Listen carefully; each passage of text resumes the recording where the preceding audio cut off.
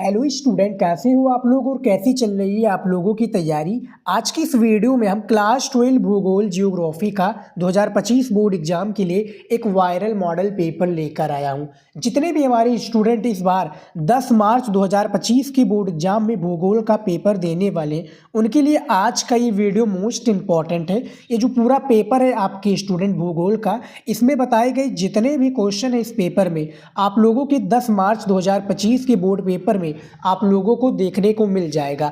एक viral paper है भूगोल का स्टूडेंट, तो आप लोग पूरा पेपर सॉल्व कर लीजिए और ये पूरा पेपर के इंपॉर्टेंट क्वेश्चन को इस वीडियो में आप लोगों को मैं बताने वाला हूँ। यहाँ पर देखिए पेपर कोड आप देख सकते हैं 500 RY पेपर कोड है 2025 बोर्ड एग्जाम के भूगोल का। ठीक है, आपका पूर्णांक होता है भूगोल में 70 नंबर का। 30 नंबर जो होता है स्कूल की तरफ से एक प्रैक्टिकली हो जाता है, आप लोगों को पता होगा। समय आपको दिया जाएगा 3 घंटे 15 मिनट, 3 घंटा पेपर को सॉल्व करने के लिए और ये जो पेपर इसको 15 मिनट अच्छे से पेपर को पढ़ने के लिए। ठीक है, तो आप लोग पेपर को अच्छे से आप लोग पढ़ लीजिएगा बोर्ड एग्जाम में। ठीक है, निर्देश में दिया हुआ इसमें सबसे पहला पॉइंट है निर्देश का सभी प्रश्नों के उत्तर देना अनिवार्य है। दूसरा पॉइंट है प्रश्न संख्या 1 से 8 तक बहुविकल्पीय प्रश्न है। प्रश्न संख्या 9 से 16 तक अति लघु उत्तरीय प्रश्न है जिनका प्रत्येक उत्तर लगभग 20 शब्दों में, और प्रश्न संख्या 17 से 22 तक आपकी लघु उत्तरीय प्रश्न है जिनका प्रत्येक उत्तर लगभग 50 शब्दों में, और प्रश्न संख्या 23 तथा 24 विस्तृत उत्तरीय प्रश्न है जिनका प्रत्येक उत्तर लगभग 150 शब्दों में आपको देना है। प्रश्न संख्या 25 से 26 तक आपका 25 से एवं 26 मानचित्र कार्य से संबंधित आपके प्रश्न पूछे जाएंगे।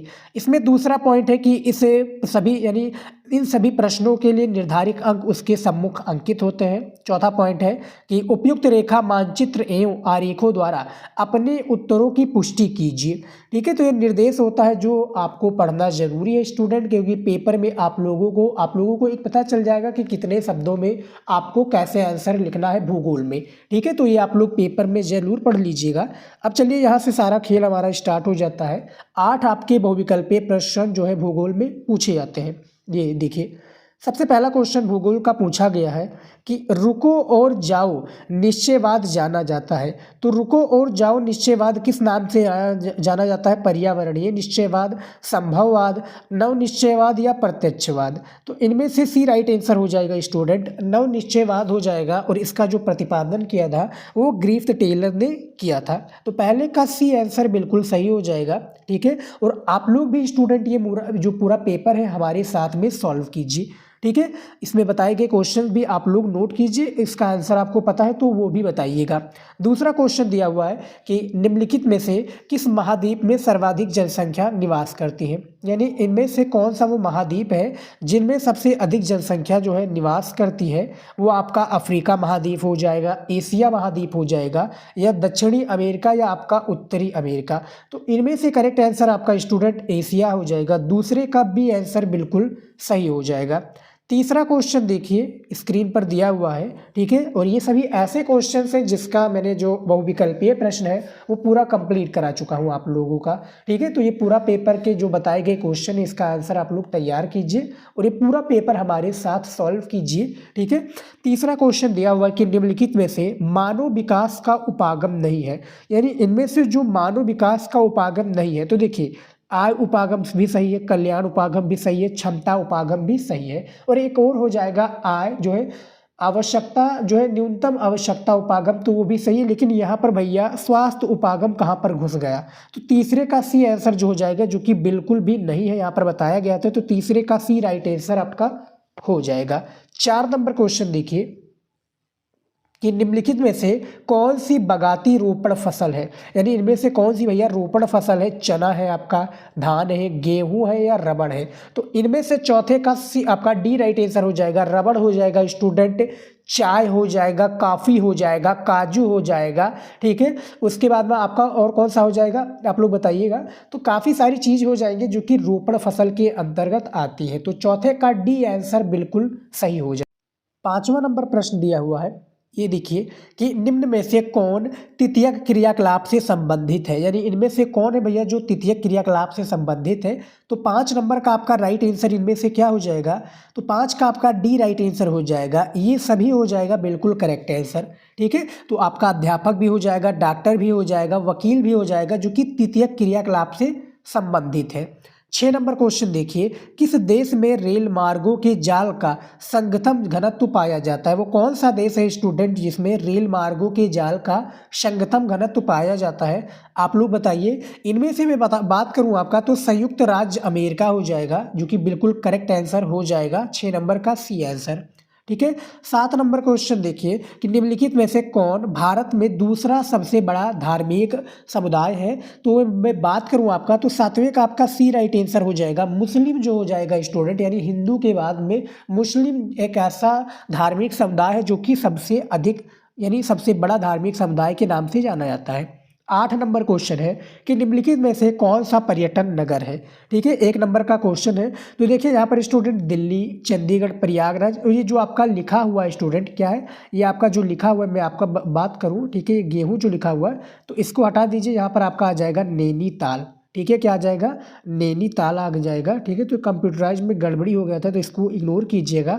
तो 8वें का जो क्वेश्चन है कि निम्नलिखित में से कौन सा पर्यटन नगर है, नैनीताल आपका करेक्ट आंसर हो जाएगा स्टूडेंट। ठीक है, तो ये आपके 8 बहुविकल्पीय प्रश्न हो गए। अब 8 आप लोगों ने अच्छे से निर्देश को पढ़ा होगा, जो मैं निर्देश बता रहा था आप लोगों ने देखा होगा प्यार से। ठीक है, अच्छे से देखा होगा, समझा होगा। तो 8 आप लोगों को पता है अति लघु उत्तरीय प्रश्न भी भूगोल में होता है। क्लास 12 भूगोल में 8 अति लघु उत्तरीय प्रश्न पूछे जाते हैं, और इसका जो जब एक प्रश्नों का आप लोग उत्तर लिखेंगे तो आपको 2 नंबर एग्जामिनर देगा। ठीक है, 2 नंबर आपका यहाँ पर कंफर्म कर देगा। तो यहाँ पर देखिए जैसे कि 9 नंबर क्वेश्चन क्या दिया हुआ है, क्या दिया हुआ है कि भारत के 2 औद्योगिक नगरों का उदाहरण दीजिए। ठीक है, तो देखिए भारत के 2 औद्योगिक नगर, सबसे पहला मुंबई तथा दूसरा जमशेदपुर हो जाएगा, जो कि 2 औद्योगिक नगरों का नाम है। तो 9 नंबर क्वेश्चन का राइट आंसर आपने देख लिया। 10 नंबर क्वेश्चन देखिए, साझा संपत्ति संसाधन से क्या अभिप्राय है, इसके बारे में बताइए। ठीक है, 2 नंबर का ये भी प्रश्न है। इसका उत्तर है ग्राम पंचायत के स्वामित्व वाली भूमि को साझा संपत्ति संसाधन कहा जाता है। उदाहरण गांवों के चारागाह, वन भूमि तथा सामूहिक खलिहान आदि को क्या है, साझा संपत्ति संसाधन कहा जाता है। ठीक है, 11 नंबर क्वेश्चन देखिए, मानव भूगोल। ठीक है, यहाँ पर देखिए भूगोल पे थोड़ा मात्रा लग जाएगा। देखिए मानव भूगोल के कुछ उपक्षेत्रों का नाम बताइए। ये आपका 2 नंबर का क्वेश्चन है। इसका उत्तर देखिए मानव, ठीक है, भूगोल मानव, ठीक है, मानव भूगोल के कुछ महत्वपूर्ण उपक्षेत्रों का नाम निम्नवत है। सबसे पहला है प्रादेशिक भूगोल, दूसरा है सांस्कृतिक भूगोल, तीसरा है ऐतिहासिक भूगोल, चौथा है जनसंख्या भूगोल, 5वां है संसाधन भूगोल, और 6 नंबर है स्टूडेंट राजनीतिक भूगोल। 7वां क्या है, आदिवासी भूगोल, तथा 8वां है पर्यटन भूगोल। तो ये मानव भूगोल के कुछ उपक्षेत्रों का नाम है। ठीक है, यही क्वेश्चन आपका दीर्घ उत्तरीय में पूछ लिया जाता, तो इसके बारे में आपको थोड़ा डिटेल से लिखना पड़ता, 150 शब्दों में आपको लिखना पड़ता, आपको 6 नंबर दिया जाता उसके लिए, क्योंकि भैया दीर्घ उत्तरीय के लिए भूगोल में 6 नंबर ही निर्धारित किए गए हैं। ठीक है, 12 नंबर क्वेश्चन देखिए, स्क्रीन पर क्या दिया हुआ है कि जनसंख्या नियंत्रण के 2 उपायों का उल्लेख कीजिए।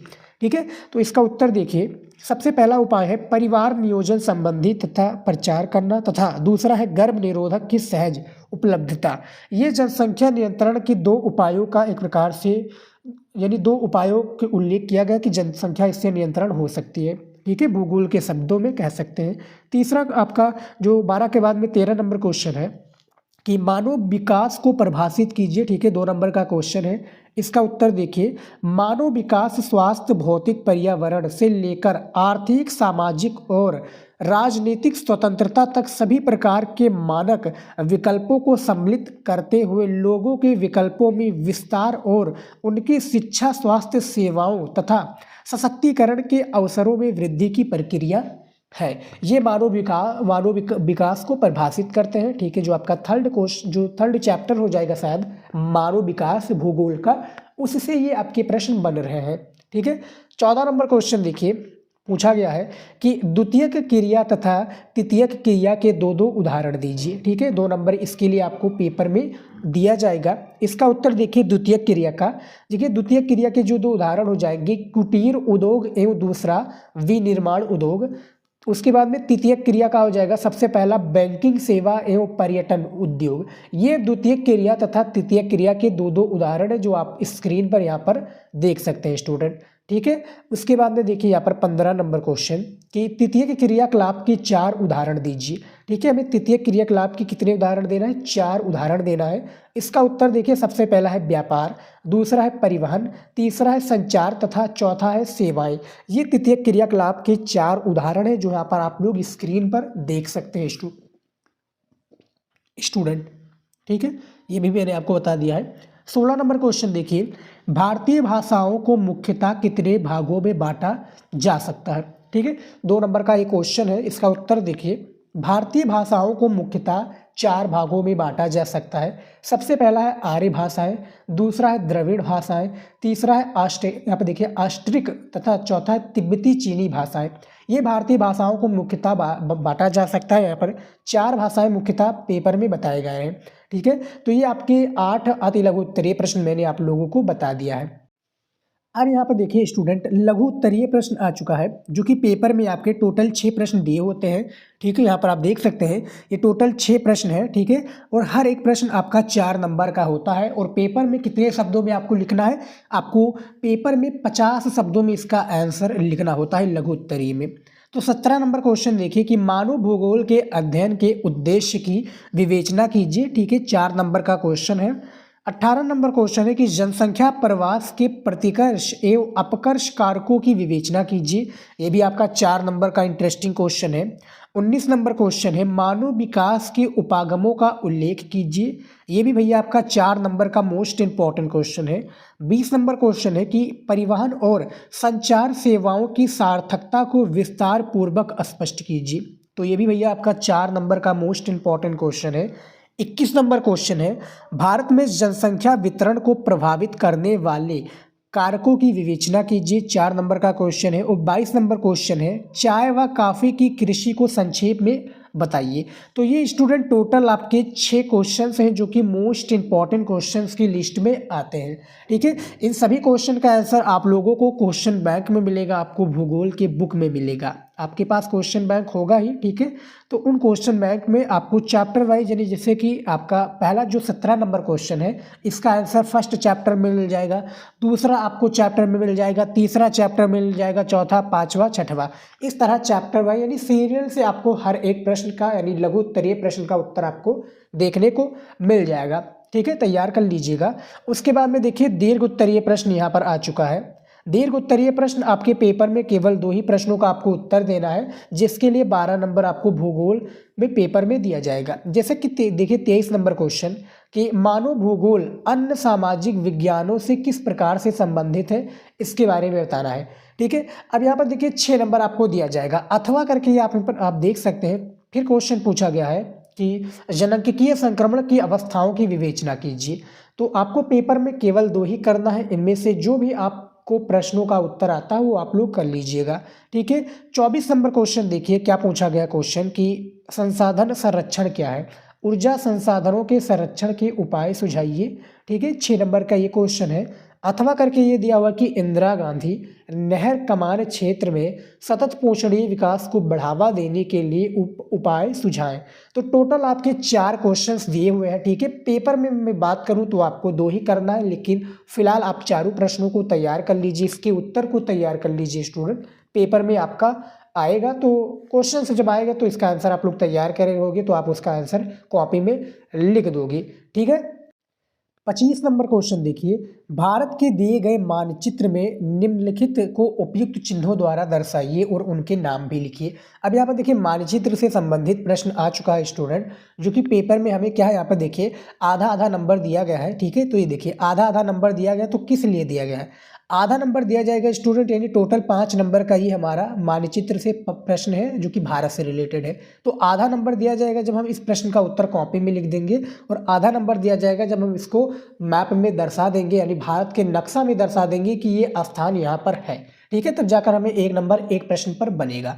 तो जैसे यहाँ पर देखिए भारत से रिलेटेड ये क्वेश्चन पूछा गया है और इसमें सबसे फर्स्ट क्वेश्चन क्या दिया हुआ है कि सबसे अधिक स्त्री साक्षरता वाला राज्य कौन सा हो जाएगा, तो आप सभी को पता होगा केरल हो जाएगा।